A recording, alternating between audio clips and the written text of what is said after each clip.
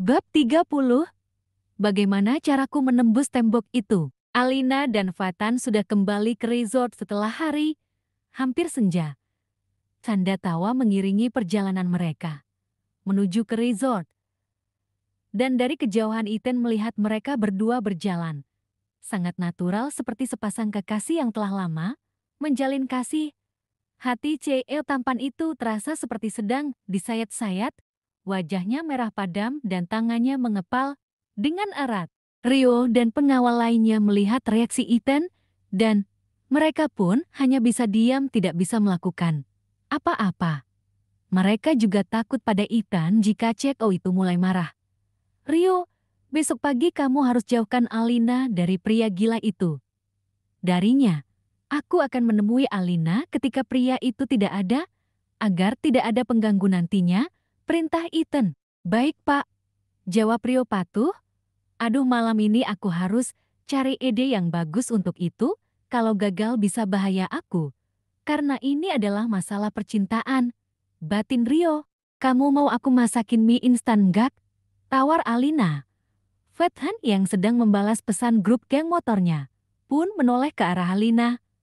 Bolah, aku mau mie yang rebus. Iya. Dan aku mau yang ekstra pedas. Wah, pelanggan satu ini banyak maunya ya. Canda Alina. Hahaha, tawa riang dari keduanya pun terdengar kembali dan begitu menyenangkan. Fatan terus saja menatap Alina yang tengah memasak. Apakah aku bisa menghancurkan tembok yang kamu buat, Alin? Batinnya. Kamu kenapa, Fatan? Ada yang salah dariku.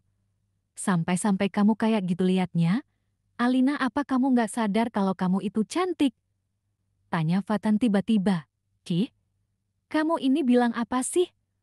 Ucap Alina mengabaikan pertanyaan itu. Penulis cantik itu pun membawakan mie instan yang telah ia buat ke atas meja. Fatan juga segera membereskan semua barang di atas meja itu. Anaknya kan gini, abis kita pusing mikirin pekerjaan. Sekarang saatnya makan mie sambil nonton. Kamu mau nonton apa? Aku ikut kamu aja.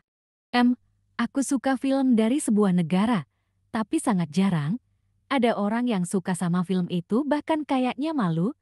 Juga kalau ada orang yang tahu, ungkap Alina yang malu, mengatakan pada Fatan film apa yang ingin ia tonton. Fatan mendekatkan wajahnya pada wajah Alina, penulis itu. Tetap tenang walaupun wajah keduanya sangat dekat. Aku suka semua film yang ada di dunia ini, jadi kamu nggak perlu khawatir, putar saja film yang mau kamu tonton. Benarkah? Fatan mengangguk. Oke, kalau gitu aku mau nonton film baru suami pertamaku, yaitu Shah Rukh Khan. Ucap wanita itu dengan lantang. Fatan cukup terkejut mendengar itu karena ia juga menyukai artis Bollywood itu. Jadi kamu udah nikah sama kakakku, kanda Fatan. Wah kakak, jadi kamu. Iya, aku juga suka Shah Rukh Khan. Kenapa kalian nikah nggak ngundang-ngundang aku? Hahaha, tawa riang terdengar lagi dari mereka berdua. Mereka pun segera memutar film Bollywood yang ingin penulis cantik itu tonton. Mereka berdua sama-sama fokus menonton dan makan mie dengan tenang. Setiap ada adegan yang sedih sedikit saja, air mata Alina pasti menetes. Astaga, kayak gitu aja dia mudah nangis. Gimana kalau kami misalnya beneran pacaran? Dia mungkin nangis setiap hari gara-gara aku. Ih, pacaran? Fatan, hancurin dulu tembok pembatas yang dibuat Alina baru. Bisa ngehalu. Batinnya, dalam beberapa jam film itu telah habis, tapi tanpa Fatan sadari, wanita cantik itu ternyata tertidur. Begitu, ia memegang Alina, tubuh si penulis pun perlahan terjatuh di pangkuannya ketua geng street motorcycle itu. Fatan bergeming, jantungnya berdegup sangat kencang. Ia pun mengontrol dirinya dengan cara mengatur napasnya. Setelah ia merasa cukup tenang, Fatan menggendong Alina dan memindahkannya ke atas kasur. Begitu Fatan hendak kembali ke sofa, penulis cantik itu menarik Fatan ke dalam pelukannya tanpa sadar, seraya mengigau, "Jangan pergi, tetaplah di sini bersamaku." Fatan pun akhirnya berada di atas kasur yang sama dengan Alina dalam pelukan penulis itu. Jangan pergi. Apa Alina mimpi pria itu ya? Pikir Fatan. Api cemburu menjalar ke seluruh aliran darahnya. Perlahan Fatan melepaskan diri dari Alina. Dan setelah ia terlepas dari pelukan penulis itu, ia pun kembali menonton film yang tadi mereka tonton. Ethan sudah berpakaian rapi dan menunggu Alina keluar di restoran yang tidak jauh dari kamar mereka.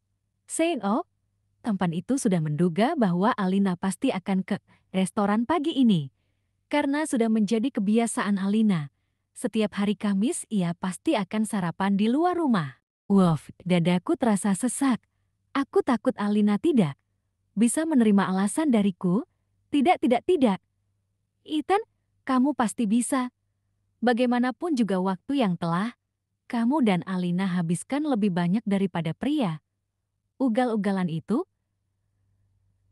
Terus saja Ethan menenangkan dan meyakinkan dirinya sendiri, lalu teleponnya pun berdering, ternyata Rio menghubunginya. Bagaimana? Apakah kalian sudah menjauhkan pria itu dari Alina? Belum, Pak. Jawab Rio dari seberang telepon itu. Kenapa? Apa sulit bagi kalian memisahkan mereka? Bentak Ethan semenjak melihat Fatan dan Alina bersama di resort itu. Emosi Ethan sering meluap-luap, tidak terduga. Maaf, Pak. Belum ada yang keluar dari kamar itu. Pantau terus dan jangan sampai gagal. Kalian akan mendapatkan akibatnya kalau gagal, ancam Ethan. Segera mengakhiri panggilan telepon itu. Aish, pekerjaan Rio akhir-akhir ini tidak becus. Keluhnya, setelah panggilan telepon berakhir. Fatan berjalan menuju minimarket dengan kesal. Arj, sial, kenapa kamu mempermalukan dirimu sendiri? Kesal Fatan. Flashback sebelum Fatan keluar kamar. Fatan masih tertidur pulas di atas sofa dengan tubuh yang terselimuti. Hawa dingin membuatnya tidur lebih lama di pagi hari itu. Alina memperhatikan Fatan seraya, geleng-geleng kepala. Kemudian ia berlalu menuju ke kamar mandi. Begitu penulis cantik itu masuk ke kamar mandi, ia pun melihat ke dalam bathtub yang sudah diisi air hangat. Sebelumnya, bunga mawar dan busa yang melimpah pun sudah menghiasi bathtub. Alina melepaskan jubah mandinya dan kini ia hanya memakai bikini. Kakinya perlahan masuk ke dalam bathtub untuk menyesuaikan suhu sebelum ia merendam dirinya ke dalam sana. Di sisi lain Fatan terbangun dari tidurnya karena matahari yang menyilaukan mata. Ia merenggangkan otot-otot tubuhnya lalu kembali terdiam dengan mata yang enggan untuk terbuka. Astaga, matahari ini sangat silau. Gumamnya.